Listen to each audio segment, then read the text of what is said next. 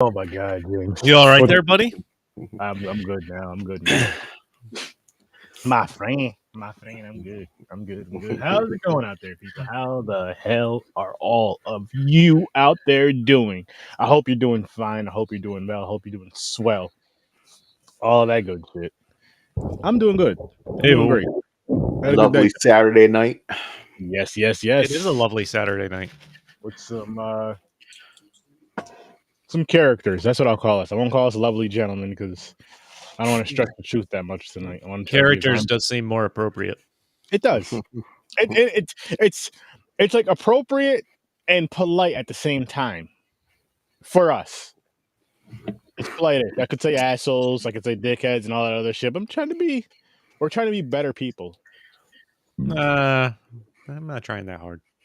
Yeah, And I accepted myself a long time ago. Yeah. yes, I know this, guys. But Yeah. I want to say this to you.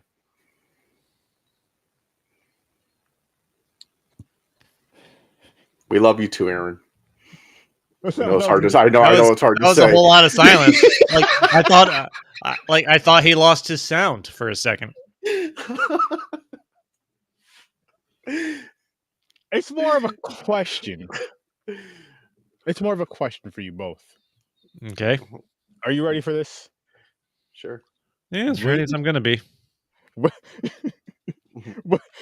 See how excited I sound? Will you say anything to stand by me? No. Huh? Oh.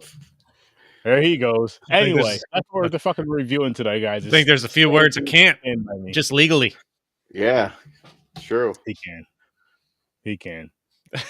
By street law, by Well, federal you don't gotta law. say that. That's not really standing by me. That'd be standing against me. So, If I say it in a friendly tone and put an A at the end, does that help?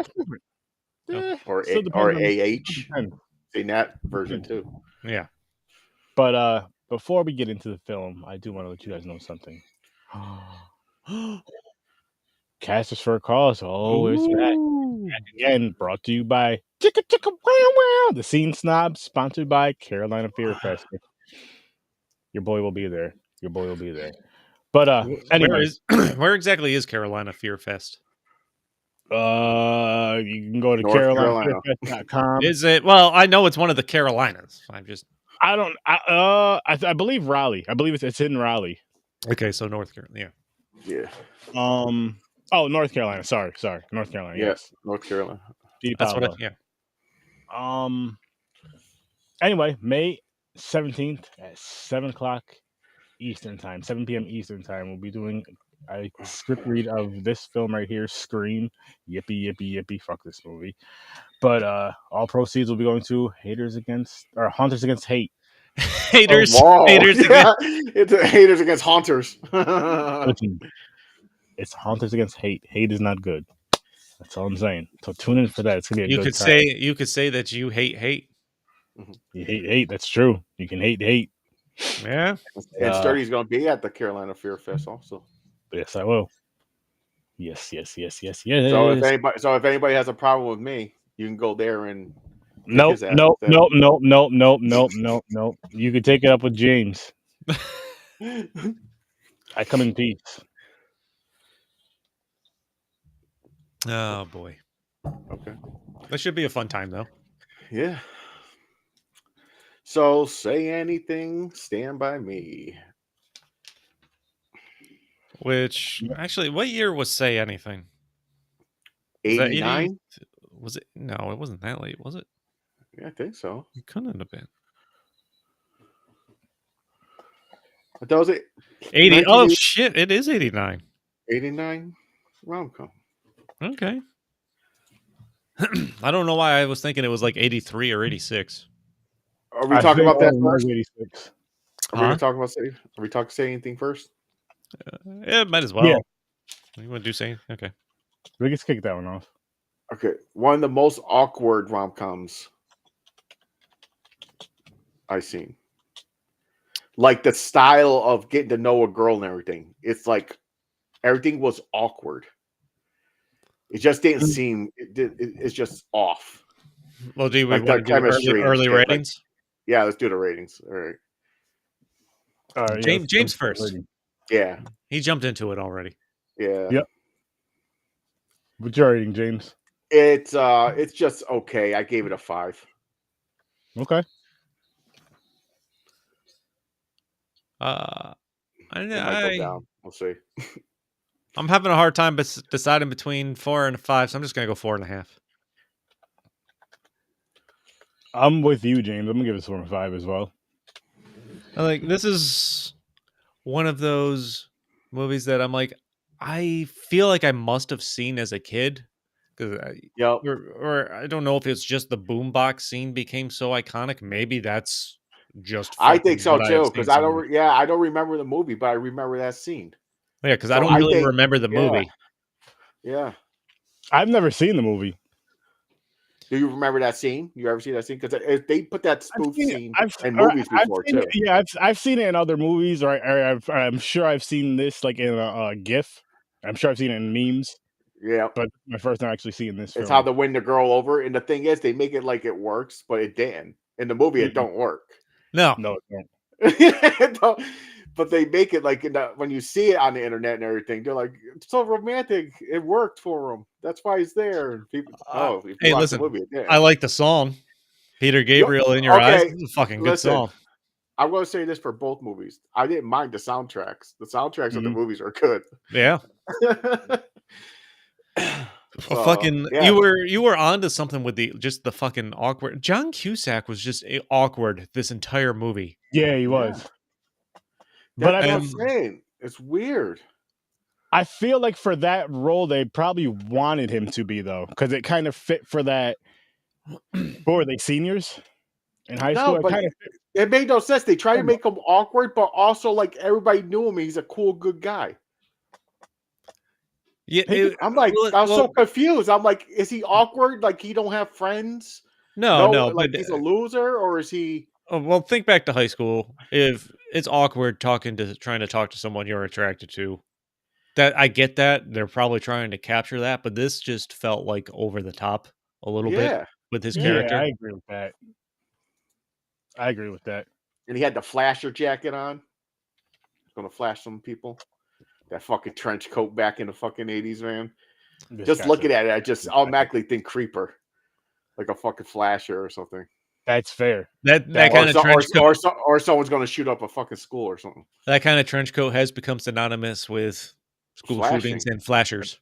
Yes, yeah. Sad but true. Just like Hitler ruined a mustache style. That trench coat is. Yeah, the trench coat is not in a good shape. Or even raising your hand over your head, trying to look at it up towards, like blocking the sun out of your eyes. Can't even do that anymore. This guy. You don't block like that. Yeah. So I don't know. So that was off-putting. Just every scene, even, like I was like, okay, like going on what you're saying, Chris, like awkwardness. Because he likes her. You don't know what to say. He's trying to get her to open up. But even that when he's talking to other people, it's just like his whole character. Like it's like he was more awkward. Like I remember. It's been, I don't even know the last time I watched a movie with John Cusack in it, honestly. But I'm like, I know I liked him at some point, but it clearly wasn't from this, because I've just found his character super annoying and needy and cleany in this. Not that the girl was much better. Yeah. I think there's a couple movies I've seen, like 90s movies he was in. Yeah, I think it was more the 90s John Cusack. Yeah. That I got into. But I wasn't still not a big fan. And by the way, really quick, was that John Cusack in Stand By Me too? The brother who died? Yeah. That was so, I was like, wait a minute. I was like, that was a coincidence. Both these fucking movies? Yep. I was like, holy shit. We'll get into it, but he had the best part of that movie because he didn't have to be in all of it. Damn. So what else was this? That girl's relationship with the father. That was a little fucking weird at times. Yeah. Especially you're how she just tells him everything. I see that She's like, "Yo, I jumped his bones," basically. She's I like, didn't he's like, flinch too much in that. I mean, there's no mother, essentially. Like, their parents got divorced. She chose to be. They clearly thought they had a good relationship. That was the one thing I was waiting for. Like the '80s movies that we've watched in this, there's usually like asshole parent that's yeah. trying to restrict their kid, and that's what you don't necessarily that's not what her father was like. Like I No, he kept was the opposite. Yeah, he was the opposite. He was just kind of letting her do whatever she wanted to do.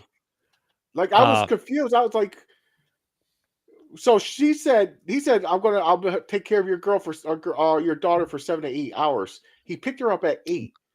I was like, wait a minute, who the fuck father's gonna let their daughter go out all night and come home in the morning? What the fuck? Get the hell out of here! I would have threw that like Al Bundy style, threw his ass right, send his head into the door, threw his ass right out. Yeah, because he was not the typical '80s parent that is, he wasn't, restricting their kid from seeing someone or doing something. So that's what they fed off. It's supposed to be a trust system. You can say anything to me. Yeah, but then we find out the father was lying. He was like stealing money from dead people. Yeah, literally, he was like, "I took care of this, that, and the third," but it's like that's your job. No, that's your job. So people really do that. There was like people got arrested for that. Oh, sure. And that's what the excuse they used. They're like, we take so much that money should be ours because they'll keep their final check where they're not supposed to get that money. So they'll take that final check that comes in and they'll stash it, depending on which is just so they're double dipping. And so he had a little scam going to make extra money for like 6 years. And he had been setting it as he'd been clearly robbing the families of their money after the elderly person died, setting it aside for his daughter's future. So they tried to bring some kind of highbrow or sophistication to that. I'm like, it's like still a Robin Hood story. Yeah, like still kind of fucked up. For the good. It was kind of, I don't like that whole thing was, to me, felt a little out of character for the '80s movies that we've watched, like the cult classics and stuff like that. Like they have some stuff you can expect, but white collar crime or something like that hasn't really been mixed into that. Which was that was a little weird.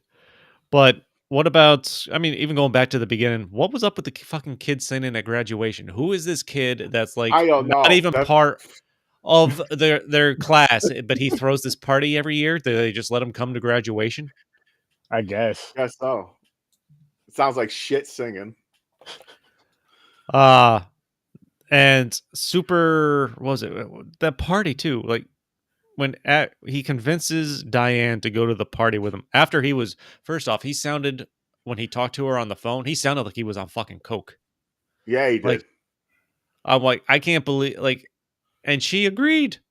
Had no idea who it was, clearly, because she, there's the scene of her pulling out the yearbook afterwards and looking disappointed.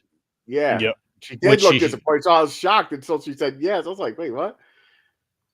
I was so confused because it did look like she was disappointed. She was like, oh, fuck, I made a mistake. Like, this is an ugly motherfucker or something. Yeah. And then, so they go to the party, and, like, he barely spends any time with her at the party. He's literally walking around without her the whole time. With the bag of keys. With the key master. I would be pissed if I was the date. I know, really. But she felt like she was talking to John Cusack's friend or something, like, he keeps looking over and checking on me. I'm like, what? And like she smiled. I'm like, what did? Yeah, so he's not. Oh yeah. Because it was you gotta remember, it was that teenage kind of shit that they were going for too.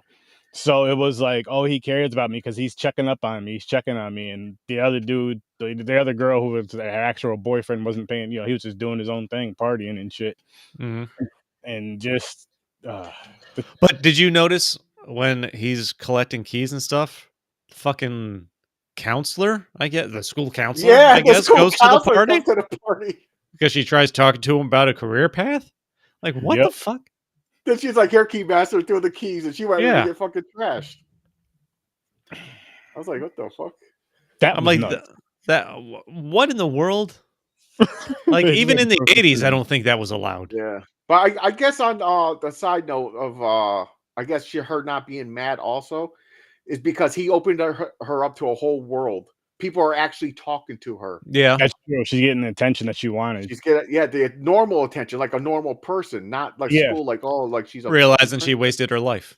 Yeah, Mhm. where she could have been having fun and made friends and all this shit. Well, not Yeah, wasting, but not experiencing life. yeah, Yeah. experience. Yeah. Yeah. A much less fun Experiencing more. path. And what's up with the fucking depressed chick? The 65 songs. Oh god, that was hysterical. Yeah, John Cusack's crazy friend with it. Yeah, Do they even show her without a guitar in her hand this entire movie? yeah. When they're Mhm. standing in the yard, when she's standing next to her, talking. That's like the only time. Other than that, she has her guitar, like fucking singing. She's like, no, no, no, to the guy singing his way out the door. She's basically telling him, no, get the hell out of here. I'm like, this chick she needs help. Yeah, she does. I'm like, holy shit. At least one of my favorite scenes in this is when he gets roped into having to bring the last drunk guy home. Like Oh yeah. that was pretty fucking funny. Like there's sets of key left, or like they go find this guy passed out in the bathroom, and he's like, I don't know where I am. And they're just driving around. Yeah, he don't know where he lives. So driving forever. Oh, Dude, man. he's like, you try to become friends with him, and he just sped off. He was like, get the Yep. hell out of here. But she gets home in the morning, literally daylight, and the father's not even upset. No, because she called and checked in. Like, That's what still. I'm saying. I was like, what? The second time he was mad because she didn't call and check in. But then Yeah. she comes straight out and tells her, yo, I Yeah. got banged. I got my Yeah, back sorry, broken I out didn't last call. night. I was banging this guy. That was wild. But then it made it sounded weird. Like she was making it sound like he was being forceful.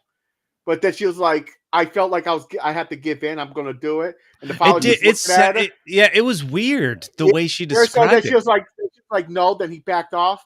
The father was like, oh. Then she was like, but then I jumped him. I could tell he was all what? I could tell he was all anxious and stuff. Mhm. Like, so were you expecting him to jump at you at some point? Yeah. So you just preempted it to avoid. It was Yeah, I don't weirdly get it. worded. It was weird. It made it sound like he's like fucking being rapey. I'm like, wait, what's Yeah. going on here? And But then she spun it around and she jumped his bones. She's saying, yeah, she said, I pounced on him. That's when I attacked him. The father's like, God damn, bitch. I didn't need to hear that part. and the whole car sex scene was weird. Yeah. He's vibrating and shit. Mhm. I thought I was waiting for him to pass out like he has like 106-degree fever or something. He has the flu. He's like sweating and vibrating. She's like, what's wrong? Oh, I'm just happy. He was so weird and awkward and So awkward through the whole movie. Every situation. It was besides when he was kickboxing. Well, until he seen her and got kicked and got knocked out. Yeah. He wasn't awkward playing with his nephew. He was kind of normal in the house when he was playing out the net. That's like the only time he seemed normal. When but once he's around people outside, he's like so awkward talking to other people. Yep. Yeah, he wasn't in his comfort zones. No. When he starts talking kickboxing at dinner, Diane's parents' dinner, that was pretty good. That was a new sport. I don't know if I can say career. I don't know. I haven't been knocked down yet, so yeah, I know you got knocked down yet. Like the fuck? What are you talking about, man? Nobody mentioned or asked anything about like your hobbies or nothing. People were talking. You were just, I kickbox. I'm just like, yo, what? I got a question. Was John? I'm not saying he does. I'm asking a question. Did John Cusack ever have a coke problem in his life? I don't. Because another scene because now you mentioned the dinner scene, another coke event. Out of nowhere, he jumps out of the chair at dinner, goes to the other room staring at the jukebox. I was like, yo, what the fuck was that? Did he just sniff coke and motherfucker can't sit still? He just jumps up out of nowhere. If I was at the table, I'd be like, yo, what the fuck you doing? Just jumped up mad quick out of nowhere. Fucking, like, damn, dude. He couldn't sit still. I'm like, dude, I would be questioning he's on drugs too. He really couldn't. He was really all. I don't know. It's just awkward. I don't know. It's awkward. Oh, it's making me not like it more. I don't know. They have the, like I said, the iconic scene. Everybody's gonna remember that scene, the boombox scene. The boombox scene, man. Like you said, awesome song. I love. Yeah, that's a great song. It is a great song. But it's funny because, again, I can't remember if I had seen this movie or I've just seen that scene and so many references to it so many times. I feel like I've seen the movie. Yeah. Because I couldn't remember if that actually worked, and it doesn't. Like, she's crying in her bed, sure. Maybe longing for him a little bit. Like, yeah, like she wants to, but she's holding herself back. Like, no, but that single scene has become like such a cinematic reference or icon or something. Like, it makes you think that's the flipping point in their turning point in the movie where he wins her back, and it's not. It's not, and the thing is, that scene where people see now these days and through the years, they reference it in movies as people talk about it like it worked. They're like, "Hey, go through the. I know what to do."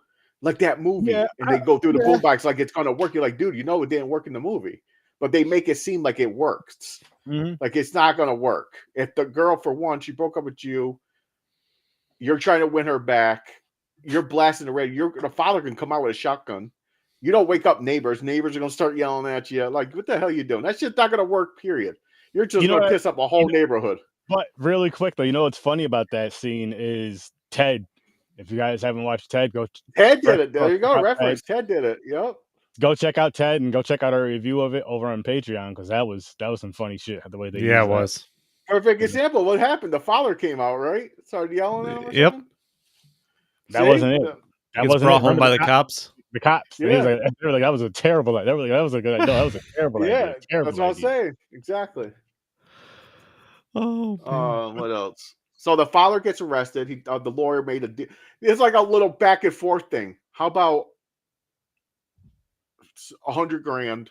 125,000 in 9 months. The father 9 months. And when he gets to prison, all of a sudden he's all like he's Mr. Badass smoking a cigarette. Dude, they did make him look like they went from a scene of him cowering in the tub to the scene of 2 lawyers negotiating his sentence to him sitting at that picnic table in his jumpsuit talking to John Cusack, and now he has the attitude of somebody that's running the yard. Yeah, exactly. I'm like, the fuck? Kind of, at least. But like, it was weird. Swearing and shit. He's swearing shit, smoking, getting up, talking, like yelling and stuff. Like he's like, okay, tough guy. So that was a little weird for that character. Yep. Like he didn't really show remorse. Nope. Well, he was talking to John Cusack in that moment, or John gives him the letter from his daughter or anything like that. Another awkward conversation, by the way. Yeah. Oh yeah. But you know what I liked about that one was when he was like when he basically said, "Yes, I am going with your daughter to England." I forgot what he said exactly, but like the way he said it, I was like, "Oh." Well, he phrased it. Well, he started telling the story and saying he wasn't and making it look like he wasn't going to go because he wasn't there for a free ride or anything like that. And the dad said like a backhanded compliment that he could respect that or something along those lines. But he's like, then I changed my mind. Yeah, then I changed my mind. Yeah. Because he was talking to his head. He was like, I don't want to hold her back. We can make it work. She'll go across. It's not like she's going to go bang guys over there in England. Like he was like talking to the father like that. And the father's just sitting there listening. And he was like, then another option. He was basically saying another thing. I go with her, blah, blah, blah. So it's like, but then he also gives the letter to the father. Oh, she wrote this letter So he memorized there's 2 versions of the letter. He knew there were multiple versions. He didn't know what version he was given the father. Yeah. So the father read it. He goes, "No, keep reading." He was like, "No, that's it." He was like, "Oh." She gave, well, there she has another version. Just remember that. No, Just I will say it. I wasn't sympathetic with the dad because again, they changed almost like the whole personality of him once he got in that prison. Like he wasn't really remorseful. He was talking like, like he's running the yard. But he wasn't. I mean, even before that could have been done, but that scene could have had a lot of potential because he's John Cusack telling him like she wrote these letters. Like he knew there was one where she says she loves him and couldn't live without him or something along those lines. Like that could have been done a lot better. Mm-hmm. Yeah. That, and then I'll say, as far as the father goes, he didn't seem remorseful at all throughout this whole movie. If you really think about it, like when he was even when he got caught with even when his daughter was like, "Dad, I found the money," and he was like, "Oh, that's for you." I'm just it's for you. Yeah, and still tried to justify it and like try to make her feel bad and all this other shit. And I'm like, what the hell are you gonna call your daughter a loser for wanting to do things the right way, man? That's I know. But so we haven't even talked about one of the best scenes that actually cracked me up in this. After Diane breaks up with John Cusack, and he's driving around talking in his recorder and stuff. He's like, maybe I should hang out with more guys or something like that. And then they show him at the gas station talking to the 4 guys there, one of which is a young Jeremy Piven. Yep. Before he needed hair transplants. Allegedly. That happened. He's a douchebag. Listen. I'm gonna say allegedly because just in case. I think all you have to do is just type in Jeremy Piven before and after. It happened. Listen, don't throw allegedly out. I am saying it was not alleged. But they're talking to him. Did you? And then it's like the 3 guys behind them start breaking out into some kind of psalm, and they just keep saying he's wigging. Yeah. What is wrong with these white kids? That's literally what I was thinking. I'm like, what? Who wrote that? I have no idea. He called them out too. He was like, "How you give me advice?" He's like, "You're so good at this, and why are you sitting here alone with no girls?" Mm-hmm. Threw that shit right in their face. Give me advice. I love that too. Like, oh yeah, that's how you guys. So he found out. So he found out that wasn't the problem. He can't hang out with guys because that didn't help nothing. Nope. The whole thing was figuring out he really did love her. She loved him. Yeah. Yada yada yada. They ended up back together though, James. So it was the ending was stupid too. Look how mad waiting for to light the thing, like the plane's gonna crash. No, that's normal. It was like a 5-minute long scene of him just talking to her, calming her down. Like, nope, it's gonna beep any minute now, any second. Then you're like, oh, it's not. I was like, oh, are they gonna die? So, oh no, is the plane gonna crash? Then you hear ding in the little cliffhanger. Like, fuck. The little cliffhanger. Like, that's a stupid ass ending. Tried to put in a little suspense. Yeah, it was. That she again, tried to start making out with him to get her mind off it. She's like, "Yo, I'll fuck you right here on this seat. I don't want to think I'm on this plane." There you go. Pretty much. There you go. Again, I think that's another scene that had potential that, with some better writing, could have been done better. Like, I like the idea of it ending on that ding to take off the seatbelt, but because she's never flown or was super scared or something like that. Like, that could have been done better, but it was done poorly. Yeah. Or they should have made it where the plane crashed or blew up. That would be cool. Something. I feel like they should just, I don't know. Let's just the cliffhanger so you can kind of go wherever you want. I don't know, but it's just an awkward. And this whole thing was just an awkward experience. Yeah, it was. The most awkward rom-com I've ever seen. It felt just like, and honestly a little boring. I don't know. Yeah, there wasn't much going on. Like even, like him even trying to get them back together, getting back together with her wasn't exciting. Yeah, nothing. You're right. It was just like flatline, like all the same, like nothing exciting. He's just straight across. Nothing really stands out. Yeah, drop this down to a 4. It's a 4. It's not a 5. 4. Yeah, it's not that good. No, I listened to the song after I finished watching the movie. Good soundtrack though. I like the soundtrack. Yeah, I'll drop it down to a 4.5. I'll go to a 4.5. See, I nailed it. 4.5. 4. You did. Yeah. The soundtrack was good. 80s music. What are you gonna do? Like 80s music. Yeah. Anything else before we Well, no, I'm good on this one. Have anything else. All right. Well, seeing as how we are not spinning the wheel for next week, We're not? No, because there's only 2 movies left. No. That's not why either. Oh, we finished. Oh, it's the May 4th Bewitch You. Yes. Oh. So we are going to be reviewing Galaxy Quest and Spaceballs 2. Oh, we saved it for that. Okay. Yes, to finish off our Star Wars versus Star Trek. And that's what we're going to end it with next Saturday. So I hope you guys tune in for that. It's going to be a great, great time.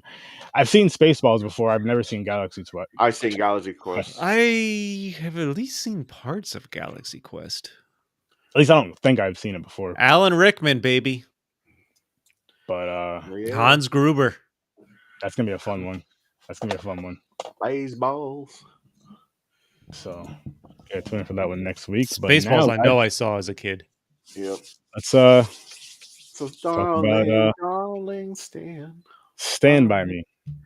So this was based off a short story of Stephen King, The Body. Yep. Mm-hmm. To me, it did not feel like a Stephen King story. It was like a more wholesome, like Homeward Bound with kids.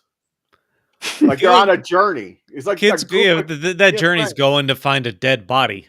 It's the Sandlot stopped playing baseball and went to look for a body. But the group of kids just went for a walk. Yeah, but their whole premise was going to look for a dead body. Yeah, so that's kind of fucked up. That's dark. This is one of those movies that maybe I've just heard so much about. Like, I'm like, how have I heard so much about? I must have seen it. Like, I've convinced myself I saw this as a kid and just forgot about it. I remember this. But I went to watch it. I went to watch it now as a 40-year-old guy, and fuck, man, this just felt like 3 hours, and it was an hour and a half. It did seem that long to me. This was. I'm had like, a young Kiefer Sutherland in here. I didn't even realize that was him for the first 15 minutes. Like, I looked up the cast to figure out he still has the same haircut. Yeah, I know. I didn't dawn. Like, I was so focused on the main 4 kids. Mm-hmm. You got what's his name? Donnelly or what's Jerry O'Connell. Jerry O'Connell's Vern, the chubby one. That's thin as hell now. Wil Wheaton is Wil Wheaton. Kind of the main kid, the skinny brunette kid. River Phoenix is like the second Christian. fat he's the kid. badass kid. He's the one. Yeah, he's like the badass. Him and Wil Wheaton are the 2 like main friends. Is his name Nick or Christian? I forgot his name. I think it's I don't. Is it just Chris? I think it's just Chris. Chris Chambers. Or you can go by his last name, Chambers. Maybe. He was like the one they said. Yeah, his best friend, basically. Yeah, he was like the one they said they knew was going to turn out bad. Mm-hmm. And of course, his whole family. Yeah, and Corey Feldman. Yep, Corey Feldman plays the same character in every movie when he was a child.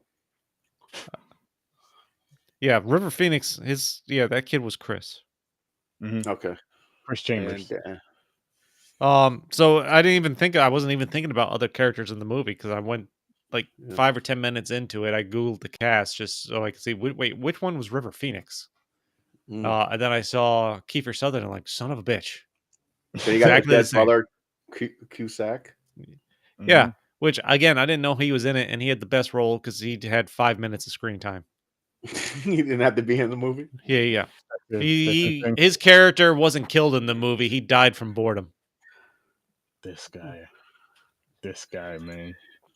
Listen, the premise sounds great for just a human story interaction and stuff like that now. But now that I'm going back and watching a 1986 version of this. I'm like, maybe if I was a kid, I'd be into this. But I'm like, this is not hitting home now. I thought when I seen it, I thought there was more like with the gang, you know, Keith Sutherland's gang. I thought there was more of them like Goonie style, like them chasing them, like the kids like going to hurt them, kill them type shit. I thought there Not would just be the a scene little at more. the end, that one little 2-minute scene at the end. Yeah, I thought there'd be a little more of a race to the body. Yeah. Like even unknowingly, but yeah. No. Oh, another iconic scene. I remember the train scene, running across the bridge. Dude, and first off, it boggles my mind that people can get hit by a train. It's not like they fucking sneak up on you. No, you hear them like miles. I was gonna say you hear them for a long, like they had a long time to run, but I get it. Kids will be kids and kind of just do dumb shit. No, fucking Corey Feldman standing on the track, staring down the train. He's like, "I'm gonna fucking die today." I'm like, Wil Wheaton's the only one that tries and puts his hand on the rail. You know what? This movie, I think, made me prejudiced against Jerry O'Connell. Fucking Vern, man. Fucking Vern. That kid got on my nerves more than any other character in this movie. Like, I can understand why his older brother wanted to punch him in the face. Listen, devil advocate here. Every movie in the 80s and 90s, when there's a fat kid in the group, it's the same character. We're always the loud, that character right there. Fat, crybaby, loud, annoying. Well, this little asshole comes to the treehouse. He's the one that brings up the idea of going to see the dead body. Because he overheard his brother. And then and then the other kids are all for it. They start talking about, a sleepover plan. And now fucking Vern is too scared to go along with this fucking plan. And now they're talking Vern into going to see the dead. Look, it was your fucking idea, fat boy. He probably didn't think they were going to agree to it. He just wanted a cool story to tell. And then him. So they walk mad far to go. Like 20 miles. Like insane. That's ridiculous. I don't know if I'd walk hours and hours of walking. I don't know what it would take for me to want to walk 20 miles. Not to poke at a dead body. No. But when they're going across, they're following the train tracks and they're going to across the bridge there, and the train is coming up, and that fat fuck just gives up and lays down on the tracks. I'm like, yeah, no. Like, you had how? Run, fat boy. Run. Yeah, exactly. If I was Wil Wheaton, because he's the one trying to get him up, I would have fucking kicked him off the side. Yep. Or just kept running. Yeah, because like when he laid down there, I'm like, yo, that's 5-10 seconds you could be running. I know, really. For some reason, like, that train, if you notice, when they're running, that train came around that turn pretty quick, but some reason it took forever to get to them going across the bridge. Well, yeah, of course. Like that train would have fucking ran them down already. Yeah, this movie made me prejudiced against Jerry O'Connell. Oh, it's fucking funny. And I like this movie. No, I like it's a classic. Like I said, it's a wholesome. I don't know how to say what type of movie this to me. I want to say like a family wholesome movie. I don't want to say I don't think you can put wholesome with it when they're going to look at a dead body. No, it's. I mean, this is. No, it's because they're like getting close. It's like building a friendship. No, this movie is yes, purely about story and human interaction. Yeah, and what drives kids and how relationships kind of bloom, come together, and then the next thing you know, they're gone. Because at the end, they do the summary. Yeah. After they've seen the dead body, they've scared off Kiefer Sutherland and his gang because they had a gun with them. And you see the four of them walking back into town. Wil Wheaton, the main kid, or Richard Dreyfuss is the one doing the voiceover. Yep. Talks about like they'd pass the other two kids in the hall, and then hardly see him ever again. Hardly see him ever again. And then he's talking about River Phoenix's character, Chris, who was his best friend. Grow actually gets out of town because he spends the movie talking about how he's never going to get out of town.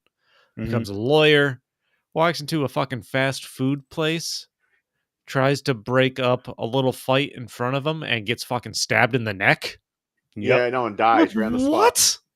That was just what kind of ending is that's that? Stephen King for you, though. That's Stephen King for you. He has to always do some crazy shit. Some crazy wild, like this can't be happy. And again, James, this wasn't a wholesome. That's why I said you can't keep saying wholesome.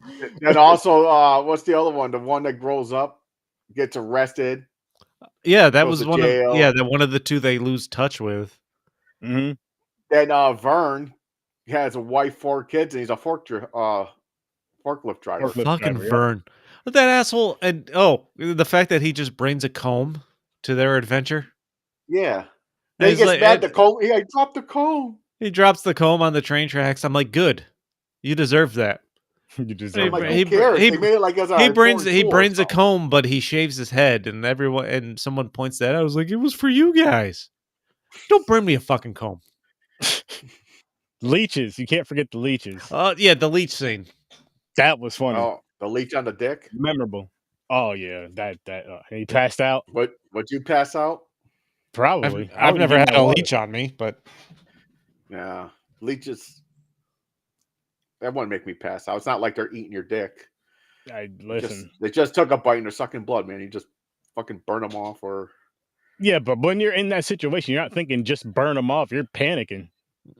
It's on your piece. Not if you know what a leech is. I know what a leech is, so I want to be panicking. Now, little kid like that, yeah, you're going to freak out, especially if there's like 50 of them on you. Yeah. You're like, I'm going to have no blood in a couple minutes. Hurry up, get them off. They're going to suck it all out. Isn't that how they treat if you've gone too long after taking a Viagra and it doesn't go down? That's what I heard, honestly. That's doctors use leeches for certain things, like I don't know if it's for that, but no, for like swollen mass. I say that in a joking manner. I do not seriously believe that's how they. No, they do. I think I heard that before in medical ways. I thought I heard medical ways, but I did hear. I don't know if it was a joke or not either, but I did hear that before.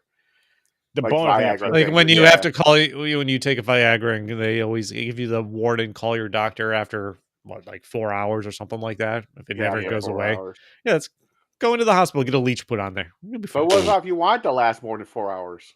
No, I don't think what about if you're doing like a 12 hour? That seems pretty uncomfortable. Marathon? Yeah, I don't think that's a good idea, James. No, you have no skin on your meat. 12-hour casters for the cause. Yeah, you know how you know how chicken has. Yeah, you know how chicken has skin on it. Sometimes you need that. Right, he's right. My anxiety is so bad I would never take a pill just because of those reasons. I'll be afraid that I'm going to have more than 4 hours. No joke, man. I have 100% thought about because the commercials are everywhere. So I'm like, what the fuck would I do if I took one of those? And I'm like, it's 4.5 hours later. I'm like, dear God, what do I do? Yeah, exactly. You go to the hospital, embarrassed. Like they sitting there hard. And you get a charge. Like, no, I had a pill. I'm sorry. The thing is, the hospitals, they pull you in that fast track thing first. So you got to tell them what's wrong. You're like, well, you're sitting there with a hard on. Don't say anything. All you have to say is just look down. Yeah, just look down. Here you go. Yep. I put the watch on it. I put a watch on it so you can see how long it's been. There's a stopwatch. I don't think that's the right way to do that. Stopwatch. But real quick though, gentlemen, ratings. Oh shit. Go ahead, James. 6.5. Okay. I preferred say anything, so I'm gonna go with a 3. Wow, really? I told you, man. 3 because this movie felt like it was 3 fucking hours long. I can't help it. I like this one way better. Say anything was so awkward. I don't know. It just bothered me. And I wanted to punch Vern in the face. Like I understood like I wasn't his older brother, but I related to his older brother because I No, wanted his to older punch his... brother is gonna let his friend go kill him. Exactly. Which was okay. Oh, well, real quick, my rating is an 8, but that was a funny part because it's like you were gonna kill him over a dead body. That makes no fucking sense at all. That you think you could turn in for a reward, but it's like that's not really how crime. Well, I think he's gonna kill him because he told him to go fuck his mom or something. Well, no, because he wouldn't move because he wanted to get the dead body and he wouldn't move. Everybody else was just like, "Fuck it, let him get it" because he has the knife. Yeah. I'm just like, over a fucking dead body, you're gonna kill your friend's brother, and then how do you go home? How do you go home and explain that to your parents? Like, yeah, ma. So, yeah, he got mad at him, and so he killed him. Well, what would you do? Nothing. What about when they're sitting around the campfire and he tells the lard ass pie eating story? With no ending, no with a weird ending. He Yeah, just... the ending was him just puking everywhere. Yeah, that is the ending. He purposely ate so much that he could throw up and start a vomit rama. Yep, on everybody was picking on him or whatever. Yeah, and they were like, "So what happens after?" Like they're all into it. They're like, "So what happens after that?" They're like, he's like, "Well, what do you mean? That's it." that was it. That's He got it. everyone to throw up on everyone. Yeah, that was his goal. He went home, took a shower, and relaxed, and watched some TV. What do you want? Yeah. Yep. Digested. Probably 8. Mhm. I was like, "Oh man, that was funny. That was funny." But By the way, great soundtrack in this movie. Yeah, soundtrack wasn't bad, and then again with what you said too, James, is with the nostalgia of this.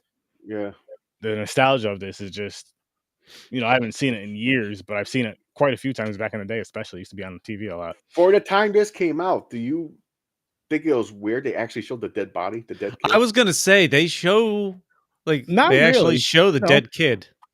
Yeah. I mean, no, because you got to think of 80s slashers. They showed dead everything by then.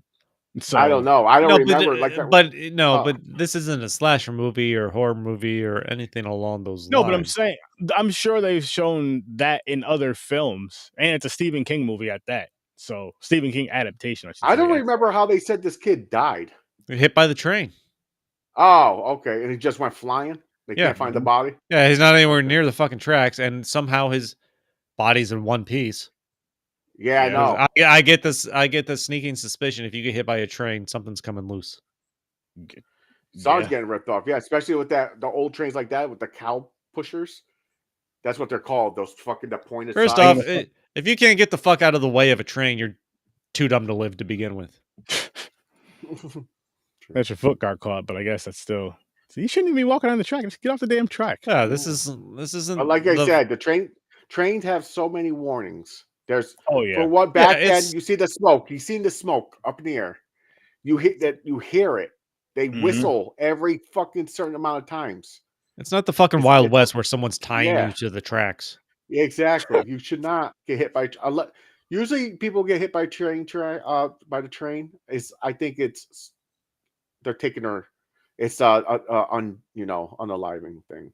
I don't want to say the word. Yeah, no, I know. Because it's like, unless you're really trashed, maybe alcohol. Like or the drugs you or can make alcohol it. People drive, not even drunk. Just you think you can make it. Oh, I could beat the arms coming. Oh, I could beat the arms. Oh, you're talking about I'm talking about people walking on the track. Cars are different. They're just stupid. Yeah, well, like you said, you think they could make it. Yeah. I'm sure that. Yeah, I'm sure there's idiots just sitting there looking for a thrill. Mm-hmm. Yeah. Car breaks down. But I mean, I didn't live far from train tracks as a kid. I'd go and put rocks and coins and shit on the track, and then come back and see if it got flattened and crushed. Yeah, and me too. Like I tried to do the coin thing too. I never put rocks and shit. I didn't want to derail a train.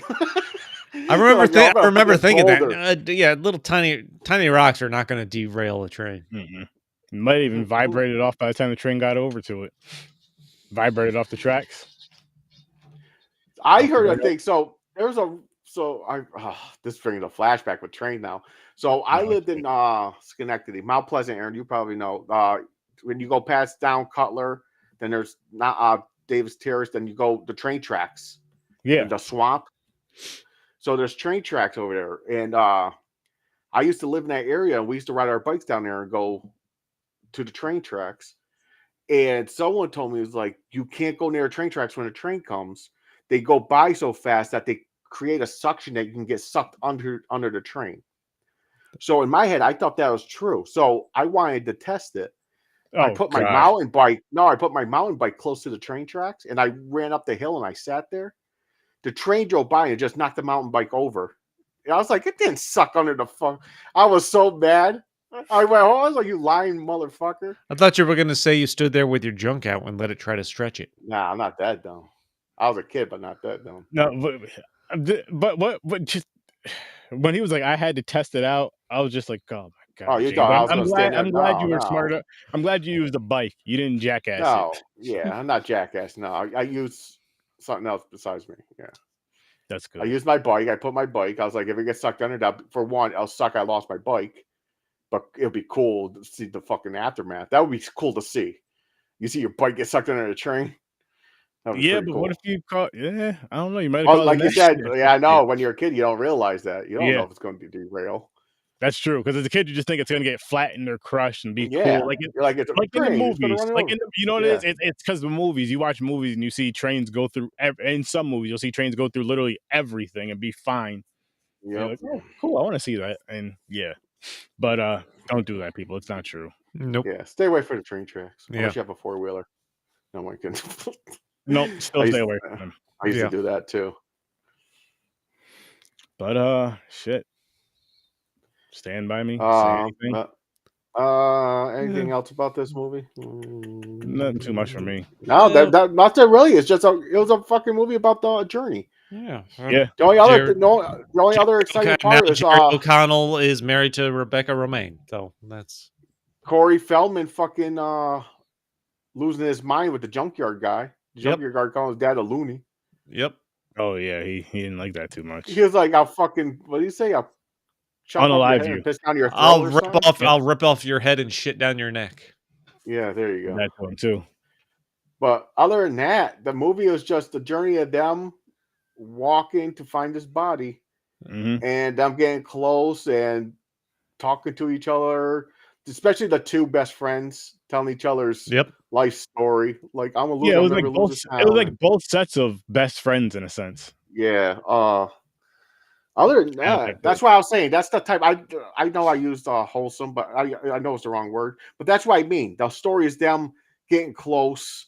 Yeah, the friends. At least for that last. It was like their last. It was their last hoorah, their last summer. I guess that was. Yeah, it felt like Sandlot shit. No, that's not even. Well, the thing is, it's not what it was meant to be. It's not like it was meant to be a last hurrah of any kind. It fucking changed them. Like, well, yeah, that's true. They come back. That's what the voiceover is for at the end.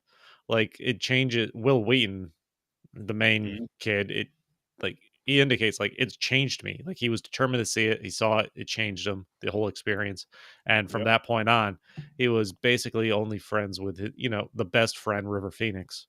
Yeah, they lost touch with the other two. They're like, it was an experience that changed their lives. I get it. Boring as shit to get to that point. I disagree, but also the gang's like, I'll remember this. I'm going to get even with you. I thought there was going to be another scene with them. Yeah. There's no mention. That's true. Nothing. There's no mention of the gang in the voiceover at the end either. Like, no, we're going to cross paths again. I'm not going to forget this. Gone. They forgot. Yeah. So that's useless. So, No, I still, like I said, I still don't mind the movie. It's good. I like it. Yeah, and it's something you watch every few years. Like, I don't know when I'll watch it again, if ever, but I probably won't watch it ever again. Unless it comes across my path somehow, someone was watching it. Not intentionally, that's for sure. Yeah, no. For the most part, it'd be content-wise, for me, for the most part. But I guess we can. You guys want to wrap this one up? Yeah, wrap it up, guys. We're gonna wrap this up. So go check out. And I wrap up. Chris at Stories from a Bar. Check out Popcorn and Pints, of course. Check out Horror Research 30. Check out the Z Network. Check out the Scene Snobs. And we're going to get on out of here. You guys have a great night. Thanks for popping by, and peace. Peace. Peace.